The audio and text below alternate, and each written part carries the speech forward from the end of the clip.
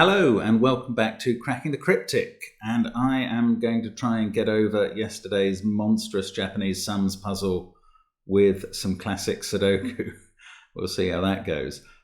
First of all, let me tell you about Patreon. People who are $3 patrons are able now to watch Mitchell Lee's video about his extraordinary odd even little killer puzzle, which was so difficult, and he actually explains not only how to solve it, but some of the thinking behind it. And it's absolutely fascinating. It's really well worth a watch. So that's on Patreon at the moment, along with all the extra content that occasionally appears there. And also we have Discord going as usual, and some news for within the next week. We're going to have updates on a couple of the apps. The Classic and the Sandwich apps have they missed an update last month. We normally, on those two apps only, we're doing 5 puzzles a month. The other apps are kind of quarterly updates, but those two, they missed their update last month while we were working on Miracle Sudoku. So we're catching up this month.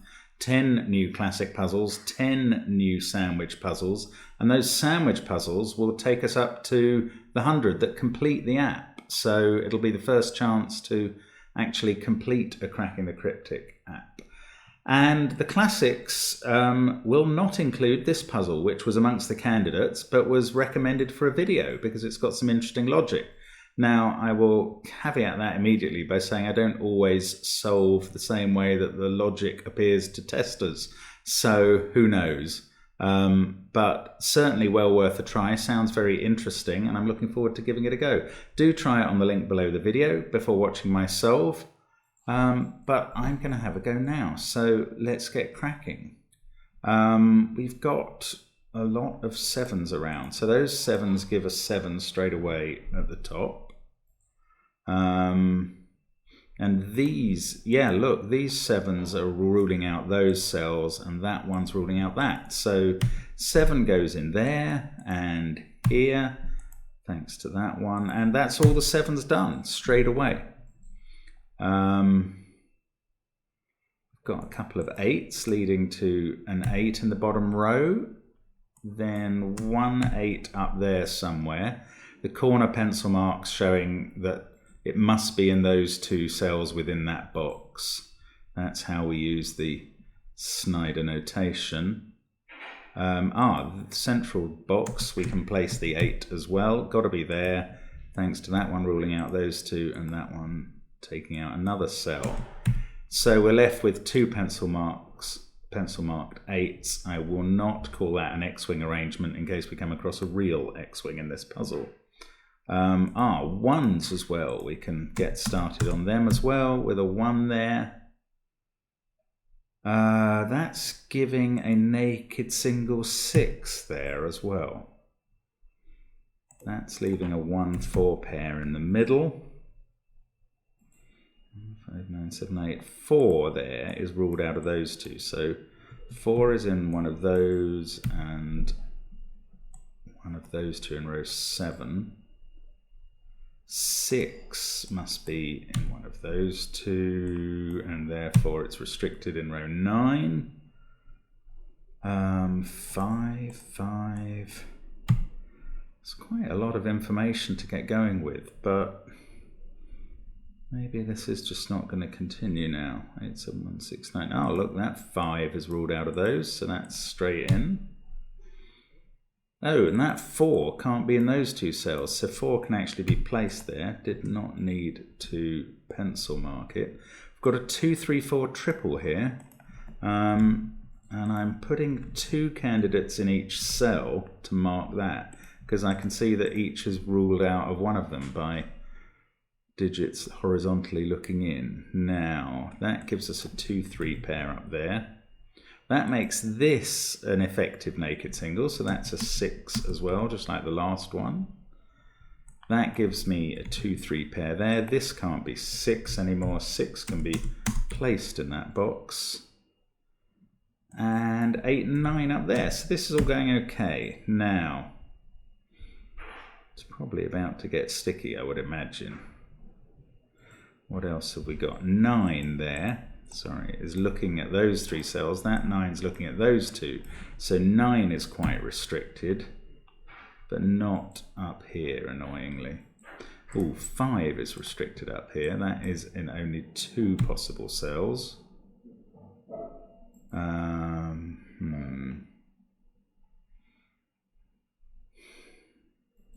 Oh, 6, look at that. All of those 6s are ruling out those. That's very straightforward. That gives us a 6 up there. And I think we're down to 2 pairs of 6s, just like we were for 8s. 4, 5, 6, 7, 8. 2 now, can't be in those 2.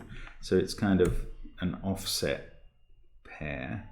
And 9s are stuck in row 5 out in box 6. But now I'm running out of any easy wins. 1 and 3 are not as restricted there. 4s. 3 cells, is it worth marking? I'm not sure. Oh, I tell you what, that is, no, look at this row. Yeah, this is interesting.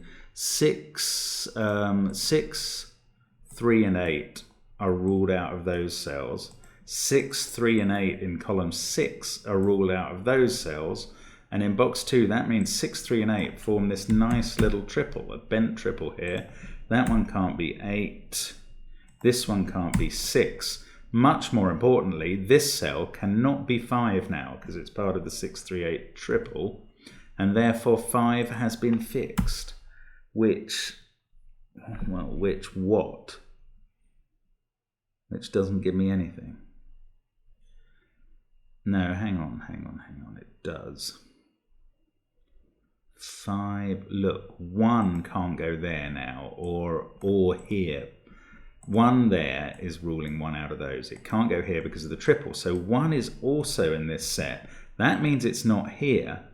Well, it means it's here, but it's not here. And in column 9, there's only 1 place that a 1 now can go because of those 1s. It must go here. And I think that is fixing the whole of box 6 is suddenly complete. And 1 jiffy later, I think that's an official unit of time, we have boxes 4 and 5 complete as well.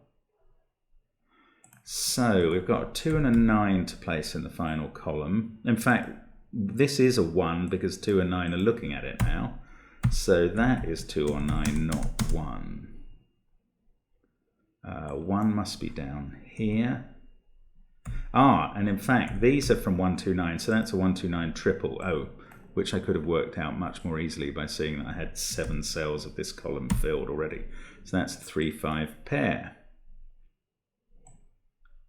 How's that helping?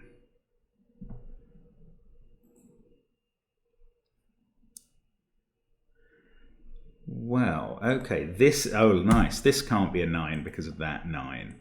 This cell is also restricted to 1 and 2, 9, 7, 8 there, 6, 4, 3, 5 up there. This is 1 and 2, so is that one. So we've got a 3, 5, 6 triple along here. That could be 3, 5 or 6. That can only be 3 or 6, and that's nice because we've got a 3, 6 pair up here as well. A 3, 6 cell up here. So we've got a 3, 6 pair in column 4. 7, 5, 8, 1. That is 2 or 9. 2, 4 or 9 there. This is 2, 4 or 9. It cannot be 1 anymore. This can't be 4. Oh, is that not... Certainly not finished now. I thought I was getting close. Wow, what else do we have to do here? This is either 3 or 4.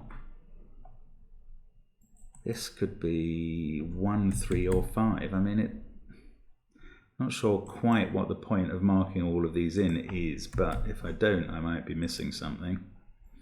3, 8, 1 or 4 there, 1, 2 or 9 there. So that's all the candidates marked. Now I have to find something else. This is an intricate puzzle, actually. Oh, gosh. Yeah, look at these cells. those are the only candidates for 2s in their respective rows. It's like it's a swordfish, this. If I highlight these cells as well, this is kind of the classic swordfish pattern. Because 2 can only appear in those places in rows 1, 2 and 9, that must take up 3 2s. Therefore, 2 can only appear in those places in columns 3, 6 and 7. Now that is only relevant to these 2 cells which were not in the swordfish, but they cannot contain a 2. And what the heck does that tell me? It must be something.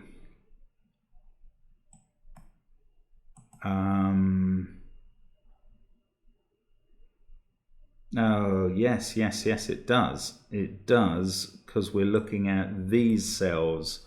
This is a classic Y-wing now. Wow.